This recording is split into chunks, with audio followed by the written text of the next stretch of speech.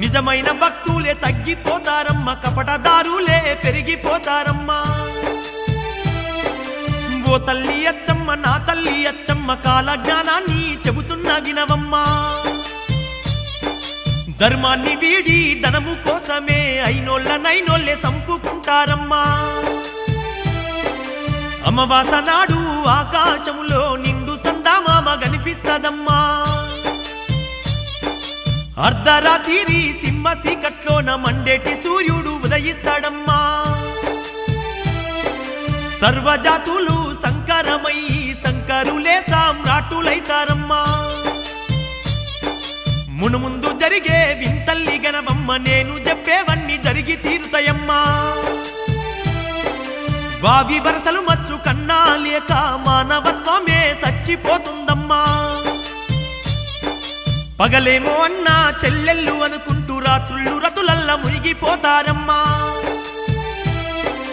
అతి తిండి అతి నిద్ర వల్ల ఈ జనులు విపరీత వ్యాధులతో బాధపడతారమ్మా. స్థిర నివాసము అన్నది లేక ప్రజలు రోజు సంచరిస్తుంటారమ్మా. ఓ తల్లి అచ్చమ్మ, నా తల్లి అచ్చమ్మ, కాల జ్ఞానాన్ని చెబుతున్నా వినవమ్మా. ఆకాశంలా 3 సుక్కలు పుట్టి పిడుగులు బడి జనులు చస్తారమ్మా.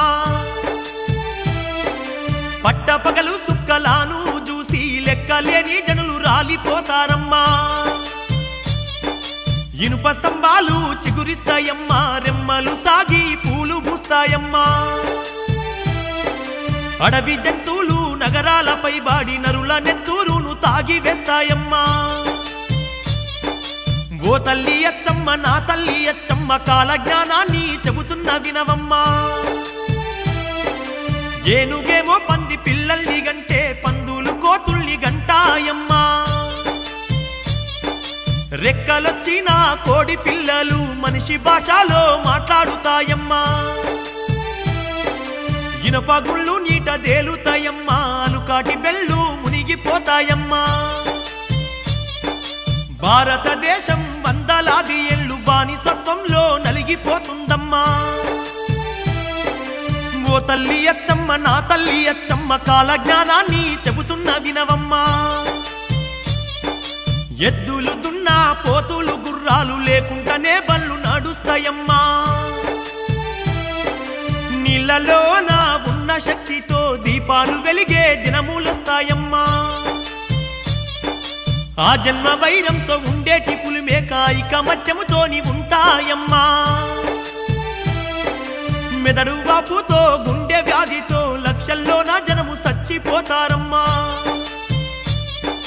మునుముందు జరిగే వింతల్ని గనవమ్మ, నేను చెప్పేవన్నీ జరిగి తీరుతాయమ్మా.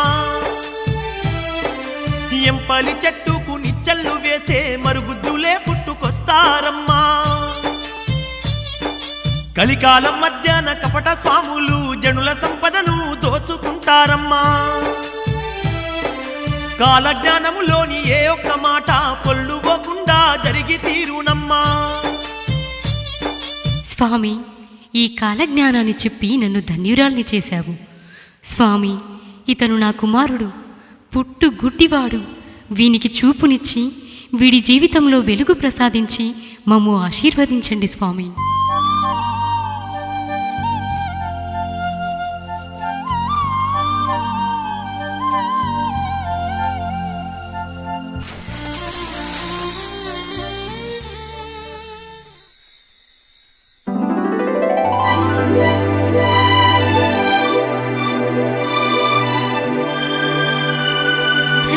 స్వామి, ధన్యుడను. సర్వేంద్రియానాం నయనం ప్రధానమంటారు. చూపు లేక నేనెంత కోల్పోయానో చూపు వస్తే తప్ప నాకు తెలిసి రాలేదయ్యా. హే దీనబంధు, ఇక నా జీవితమంతా మీ సేవకే అంకితమయ్యా. నా పాలిట గురుదేవుడవై నాకు ముక్తి మార్గాన్ని ప్రసాదించు స్వామి. నాయన బ్రహ్మానంద, గత జన్మలో నీవు నీ ఇల్లాలి కంటి చూపును కావాలని పోగొట్టిన ఫలితమే ఈ జన్మలో నీకు దుర్గతి పట్టింది.